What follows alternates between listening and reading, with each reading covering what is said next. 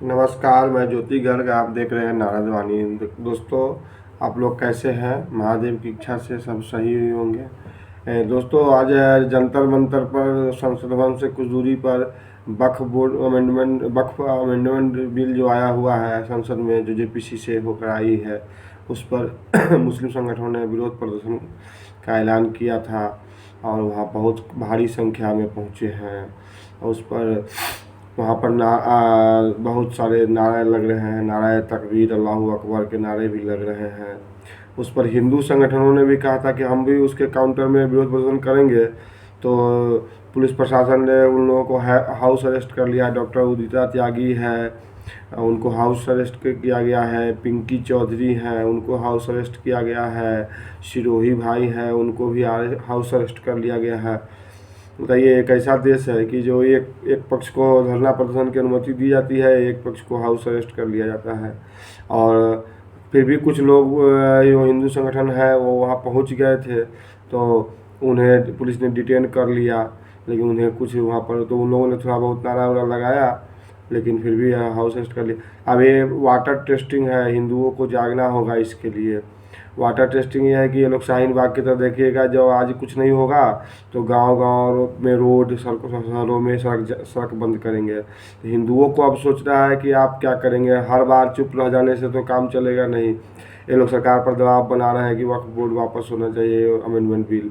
तो वापस यदि हो जाएगा तो फिर तो हिंदू का कुछ होगा ही नहीं। इन लोगों का दादागिरी चलता ही रहेगा। हर जगह वक्फ की ज़मीन घोषित कर देते हैं। कहीं पर नाले पर पीर बाबा का मज़ार है, उसको भी वक्फ की ज़मीन। वो तो कलकत्ता में, बंगाल में, कलकत्ता में जो ईडन गार्डन स्टेडियम है, उसे भी वक्फ की ज़मीन घोषित कर दिया गया है। अंबानी जी जो है, उनके घर को वक्फ की ज़मीन घोषित कर दिया गया हुआ है। संसद भवन बोल रहे हैं कि वक्फ की ज़मीन पर है। आगरा का लाल किला जो जी, आगरा का ताजमहल जो है, उसे कहा जा रहा है कि ये वक्फ की ज़मीन है। ये बिहार में मुजफ्फरपुर में गरीब स्थान मंदिर है बाबा महादेव का, उसके बारे में कहा गया कि ये वक्फ की ज़मीन है। और कई तमिलनाडु में आप लोगों ने देखा ही होगा, मीडिया प्लेटफॉर्म पर सुना ही होगा कि 1500 साल पुराना मंदिर, जिस गांव में उस पूरे गांव को मंदिर सहित वक्फ की संपत्ति घोषित कर दी गई। और जबकि 1400 साल पहले इस्लाम का उदय ही हुआ है, और 1500 साल पहले की मंदिर को भी वक्फ की संपत्ति घोषित कर दी गई है। और इसमें जितने भी अपने आप को सेकुलर बोलता है, मौलाना मौलवी जो टीवी पर आता है, वो सब उसके साथ। अभी उस सब कितना बड़ा जिहादी है वो सब देख रहा है। तो आज मीडिया में देखिए, और जितने भी मीडिया है, भोंपू मीडिया, चरण चाटुकार, जो विदेशी जूठन को चाट कर जीवित है, वो सब देखिएगा शाम में कैसी कैसी खबरें प्रसारित करेगा और कैसे उसका महिमा मंडन करेगा। और जितने भी सेकुलर दल हैं जो, वो सब उसके समर्थन में आ गए हैं। हिंदुओं को जागना होगा कि ऐसे दल जब वोट मांगने के लिए गांव में आता है तो उसके जूते की माला पहना कर घुमाओ उस नेताओं को, और उससे पूछिए कि क्या जो आप वक्त के पक्ष में है या विरोध में है।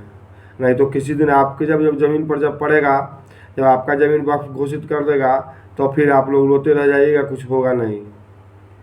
क्योंकि उसमें जो जिसको वो घोषित कर देता है, उसमें कोई कानून नहीं है कि जो आप कहीं लड़ सके, या कि उसी के ट्रिब्यूनल में जाना पड़ेगा जिसमें मुस्लिम ही सब होगा, जज भी मुस्लिम होगा, उसका वकील भी मुस्लिम ही होगा, सब कुछ मुस्लिम ही रहेगा। तो समझ ही सकते हैं कि आपको क्या मिलेगा और आपके पक्ष में क्या आएगा। तो इसके में मेरा मानना है, और हम लोग तो अपनी तरफ से पूरी कोशिश करेंगे, प्रयास करेंगे कि जब अगर कहीं पर वो लोग करेगा धरना प्रदर्शन सड़क पर, तो फिर अगले चौराहे पर हम लोग जाम कीजिए। अगर वो जाने नहीं देता है तो आप भी जाने नहीं दीजिए।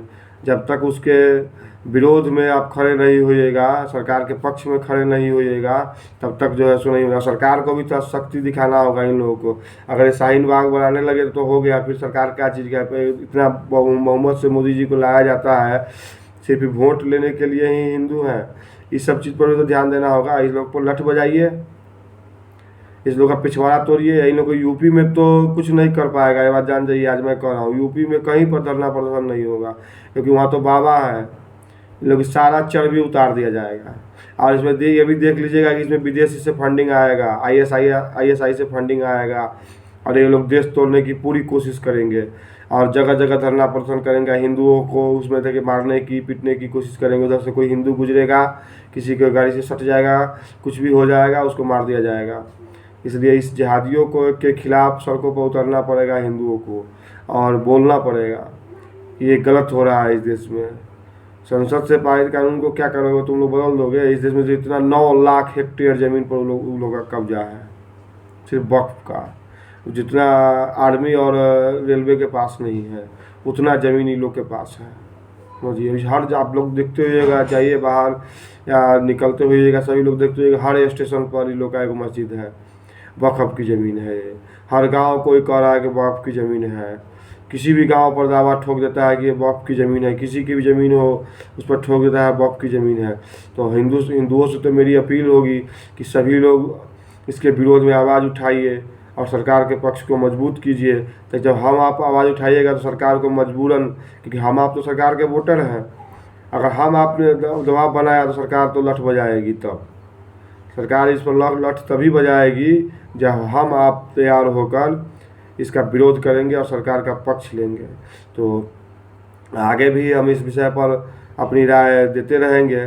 आप लोग का क्या मत है और क्या सोच है कमेंट बॉक्स में आकर ज़रूर बताइए। तो अभी के लिए नाराज़बानी यहीं पर समाप्त होती है। नमस्कार। जय हर हर महादेव। चैनल को सब्सक्राइब कीजिए, लाइक कीजिए और दोस्तों के बीच में शेयर कीजिए। धन्यवाद।